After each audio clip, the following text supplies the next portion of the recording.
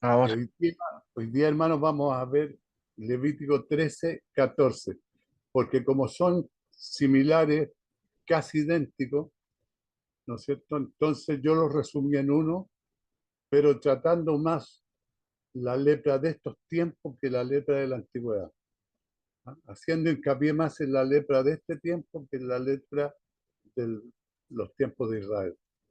Entonces vamos a dar comienzo a Levítico 13, 14, ¿no es cierto? Que dice así: cuando nuestro Señor ministraba en la tierra, curó leprosos. En Mateo 10, 8 dice: sanad enfermos, limpiad leprosos, resucitad muertos, echad fuera demonios, de gracia recibisteis, dad de gracia. ¿Ya? En Mateo 11, 5, los ciegos ven, los cojos andan, los leprosos son limpiados, los sordos oyen, los muertos son resucitados y los pobres es y a los pobres anunciado el Evangelio. La lepra de la que vamos a hablar, de la que estamos hablando en este momento, es la lepra que tenemos actualmente, la lepra del pecado, hermano. Y Jesús, ¿no es cierto?, en Mateo 11, dice que los ciegos ven, los cojos andan, los leprosos son limpiados, los sordos oyen, los muertos son resucitados y a los pobres es enunciado el Evangelio. Él vino a curar nuestra lepra, la lepra del pecado. En Lucas 17, 11, 19, de 11, capítulo 17, del versículo 11 al 19, dice: yendo Jesús a Jerusalén, pasaba entre Samaria y Galilea, y al entrar en una aldea le salieron al encuentro 10 hombres leprosos, los cuales se pararon de lejos, alzaron la voz diciendo: Jesús, Maestro, ten misericordia de nosotros. Cuando él los vio, les dijo: id y mostraos a los sacerdotes. Y aconteció que mientras iban fueron limpiados. Entonces uno de ellos, viendo que había sido sanado, volvió glorificando a Dios a gran voz y se postró rostro en tierra a sus pies y dándole gracias. Y este hombre, hermano, era un samaritano. Fue el único que volvió de los 10, un samaritano, y los 9 judíos, ¿no es cierto?, se fueron y no los vieron más. Respondiendo Jesús le dijo: ¿no son 10 los que fueron limpiados? ¿Y los 9 dónde están? No hubo quien volviese y diese gloria a Dios, nada más, hermano, que este extranjero. Y le dijo: levántate, vete, tu fe te ha salvado. Esta palabra de Cristo la hemos escuchado muchas veces y la vamos a seguir escuchando a través de la lectura de la Biblia, ¿no es cierto? Y la escuchamos en los evangelios que nos está predicando mi hermano Rudy, y en toda la palabra que está escrita en la Biblia, ¿no es cierto?, aparece que Él nos limpia, ¿no es cierto?, del pecado, porque nuestra fe es la que nos salva. A esto se le decía limpiamente, puesto que se miraba a la lepra como una contaminación, además de una enfermedad. Al leproso, hermano, se le excluía de la sociedad normal y se le prohibía entrar al templo. Estos dos capítulos de Levítico se refieren a la lepra como un cuadro del pecado e ilustran que Cristo ha hecho para limpiar, qué ha hecho Cristo para limpiar a los pecadores. Esto nos muestra ese cuadro, esa lepra, esa contaminación actual, esa lepra del pecado, esa lepra que nosotros no podemos borrar si no vamos a Cristo. Cristo ha hecho, ¿no es cierto?, todo para limpiar a los pecadores. Si una persona pensaba que tenía lepra, debía ir al sacerdote para que lo examinara. Nótese las características de la lepra y cómo es un cuadro, pero perfecto en manos del pecado. Es más profundo que la piel. La lepra no era solo una erupción de la piel superficial, era mucho más profunda que la piel. Cuán parecido, y por eso que se le asocia, cuán parecida es la lepra al pecado. El problema no está en la superficie, hermano, mucho más profundo que la piel. El problema yace en la naturaleza pecadora humana. Ahí yace. La Biblia no tiene nada bueno que decir con respecto a la carne vieja, a la carne, la vieja naturaleza, porque nuestra pecadora, porque nuestra naturaleza pecadora es la fuente de muchos de nuestros problemas. Los pecadores, hermanos, no pueden cambiar con remedios superficiales. Necesitan el cambio de sus corazones. Analicemos Jeremías 17:9. Dice que engañoso es el corazón más que todas las cosas y perverso. ¿Quién lo conocerá? Romanos 7:18. Y yo sé que en mí esto es en mi carne. No mora el bien, porque el querer el bien está en mí, pero no el hacerlo. ¿Se da cuenta? En mí está el hacer el bien, ¿no es cierto? O sea, yo quiero hacer el bien, pero en mí no está el querer hacer el bien, pero me voy y hago el mal. El Salmo 51:5 nos dice, he aquí en maldad he sido formado, y en pecado me concibió mi madre. Y Job 14:4 nos dice, ¿quién hará limpio a lo inmundo? Esa es una pregunta que nos vamos a responder con el tiempo, ¿no es cierto? Que vamos estudiando la palabra. ¿Quién es el único que puede hacer limpio a lo inmundo? Aquí dice que nadie, pero sí, hay alguien que puede hacer limpio a lo inmundo. La lepra no era una llaga aislada en alguna parte del cuerpo. Tenía, hermano, una manera de esparcirse y contagiar a todo el cuerpo. El pecado también se esparce, empieza con un pensamiento, luego sigue con un deseo, después un acto, luego los terribles resultados. Y Santiago 1:13-15 nos dice, cuando alguno es tentado, no diga que es tentado de parte de Dios, porque Dios no puede ser tentado por el mal, ni él tiene a nadie, ni él tienta a nadie, sino que cada uno es tentado cuando de su propia concupiscencia es traído y seducido. Y entonces, hermano, la concupiscencia, después que ha concebido, da a luz el pecado, y el pecado, siendo consumado, da a luz la muerte. En este caso de los cristianos, ¿no es cierto?, la muerte espiritual. En segunda de Samuel 11, el capítulo completo, para que lo anoten y lo puedan leer, y veamos, ¿no es cierto?, cómo el pecado se diseminó en la vida de David. Ahí en Samuel 11, su ejército, cuando debería estar luchando, permitió que sus ojos, ¿no es cierto?, se fijaran en la mujer de su prójimo. Codició, cometió adulterio, mintió, emborrachó a Urías, su prójimo, y por último, asesinó al hombre. ¿Se da cuenta cómo comienza el pecado? Comienza en la mente.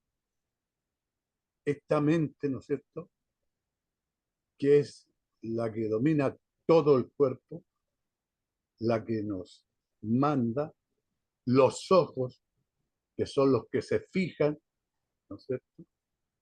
Así como David, ¿no es cierto?, se fijó, sus ojos se fijaron en la mujer del prójimo, la codició. No es que sea algo repentino, hermano, que sea de una sola vez, yo voy, no, esto comienza con los ojos. Miro, ¿no es cierto? Me fijo, me acerco, codicio y cometo el pecado. Aquí en este caso, ¿no es cierto? David cometió adulterio, mintió, emborrachó a Urías, que era el esposo de la mujer que él estaba deseando, que había deseado, ¿no es cierto?, y que ya había consumado su pecado. Urías era su prójimo y por último lo asesinó. Esto, hermano, significa, por supuesto, impureza ceremonial. A los leprosos no se les permitía participar en los servicios religiosos, pero nosotros pecadores llegamos a los servicios religiosos como si no hubiéramos hecho nada. A los leprosos se les obligaba a marcarse como leprosos y a gritar cada vez que se acercaban, tenían que gritar inmundo, inmundo, para advertir a los que le rodean, cualquiera que tocaba a un leproso también quedaba contaminado. Esta es la tragedia, la misma tragedia que sufrían los leprosos, esta es la tragedia del pecado. Ensucia la mente, ensucia el corazón, el cuerpo y todo lo que toca, hermano. Un pecador puede contaminar a toda la casa, a toda la casa y más de la casa. Jamás ninguno fue más limpio por el pecado, porque el pecado es el gran contaminador de la humanidad. El pecado es el que ha contaminado a la humanidad. Habitará solo el leproso. Tenía que habitar solo. El pecador puede esconder su pecado. El leproso no podía porque se le notaba las llagas y las heridas. Qué palabras tan tristes fuera del campamento, hermano. Porque el leproso tenía que vivir fuera del campamento, lejos de su familia, lejos de los suyos. En el lugar de rechazo era el único sitio para el leproso. El pecado siempre aísla a las personas, les separa de su familia, les separa de sus amigos y finalmente, hermano, lo más terrible que nos separa de Dios. Cuando Cristo fue hecho pecado por nosotros, clamó: Padre, ¿por qué me has abandonado? Porque sobre él fueron todos los pecados del mundo, hermano. Y como Dios no puede tener relación con el pecado, ¿no es cierto?, separó su vista de él. Porque el pecado separa a las personas de Dios, hermano. Y en esto consiste el infierno, separarnos de Dios. Cualquiera prenda de vestir que se hallaba contaminada con lepra debía quemarse, porque hay un solo lugar para el pecado, y ese es el fuego del juicio, hermano. Jesús describe el infierno como un lugar donde el fuego nunca, nunca se extingue, hermano. Imagínense lo que es caer en eso. Entonces, nuestra preocupación tiene que ser ahora: acerquémonos a Cristo, alejémonos del pecado, porque este fuego nunca se extinguirá. Es triste, hermano, pensar en millones de leprosos espirituales que se consignan al fuego eterno del juicio debido a que nunca han confiado en Cristo como su Salvador. cuán importante es que le digamos al mundo las buenas nuevas del Evangelio. Todos los días, todo el tiempo.